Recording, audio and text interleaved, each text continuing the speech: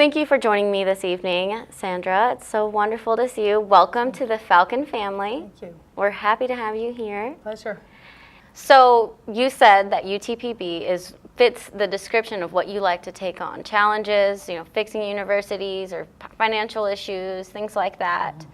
Have you made any changes so far here at UTPB? If so, what are they? Well, one of the observations that I had early on, of course, we've had some people to retire from positions that allow me the opportunity to, take a look at what's next. Communications, marketing, development. To me, I think this is an area of ripe opportunity for this institution. I have just posted a job for a vice president for advancement.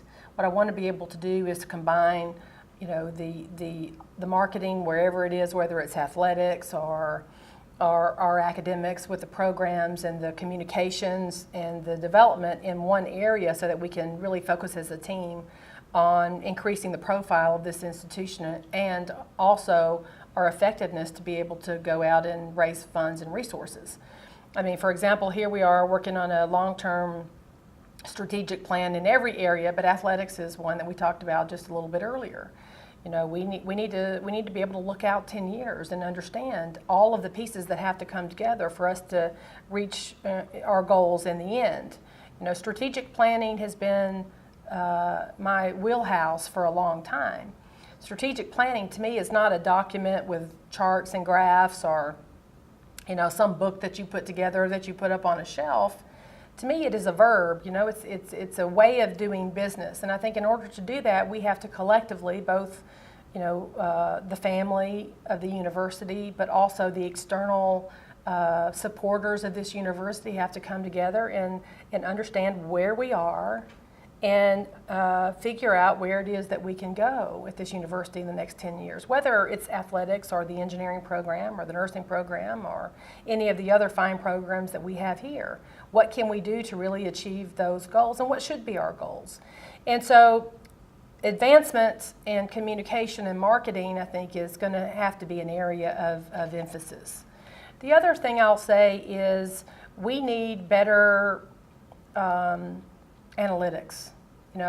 That also is in my wheelhouse. And so when I was at the University of Texas System, Francisco Figueroa gave me, and I just choke on this number, $10 million to develop an analytics program for the system with dashboards and predictive analytics, to be able to figure out how to know how well you're doing, whether it's research or student success or who can you recruit to, and connecting your financial aid decisions very much more specifically to the market that you're trying to reach.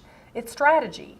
And right. You can't have strategy, in my view, not really good strategy, unless you have, kind of deep analytics that you use every day in making those decisions. Evidence-based decision making. So one of the changes that I will be making there too is to really significantly ramp up, that area of emphasis. And that area of emphasis on the analytics has to feed everything that we do at the university. They're like the servant, kind of pod, if you will, right. to be able to make sure that everyone has the data and the analytics that they need to be intentional about the work that we do going forward. So I think those are going to be two big changes that you'll see this year. I think it's really important for me not to develop the strategic plan and then send it out in a memo. Right. I don't think that works very well. Yeah, I've heard Although that. it would be a good one if I did develop it. Mm-hmm. But it really has to be our strategy collectively. And everyone has to have an opportunity to weigh in and to understand the scope of the problem and to understand what it is that we're trying to achieve and to weigh in on what those things need to be. Right, you don't want to join our university, hit the ground running. You want to sit back, understand it from the core, and then you want to plan the work and work the plan. I think that's right. I think there are, some number of things that a new president has to pay attention to pretty quickly. So in some sense, you do have to hit the ground running, and certainly I think I've done that. Paying attention to the things that have to, that you have to pay attention to just to make sure that the institution is a well-run institution, and that problems that may be around are taken care of. And those things are kind of true in a president's life, every single day. But as far as making major decisions about the direction of the university, I want that to be a team sport. That is a team sport. And the same is true with your budget and your finances. You know, I've been the CFO for a long time, and I've seen and witnessed a lot of CFOs, particularly at institutions, that kind of play hide the ball. You know, they don't want you to kind of know where the money went or how you spent that here and why you spent that there. But I am just totally opposite. You know, I think the budgeting decisions have to be transparent. In fact, that is really the nerve center of where you achieve your strategic plan, right? And so I used to always tease, I always like to take my beating on the front end.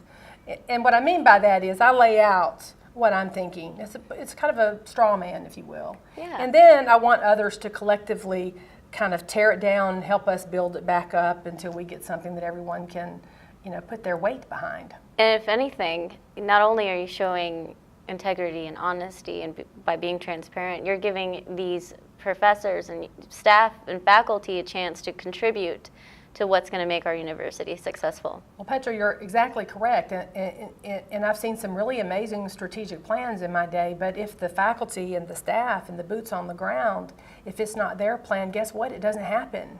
Because as president, I don't get to implement the plan. Right. Not really. I mean, there's certainly, I hope, some value in my role as president, but generally speaking, it's the faculty that go in there and create excellent programs and nurture our students to success. It's financial aid and the bursar's office and, you know, recruiting, you know, the enrollment management people who can go out and, you know, bring the students in. So that is the main reason why you don't kind of send your strategic plan out in a memo. Right. Because otherwise it doesn't get done. Yeah, let's just ease it on in. Exactly. Falcon's up. Thank you.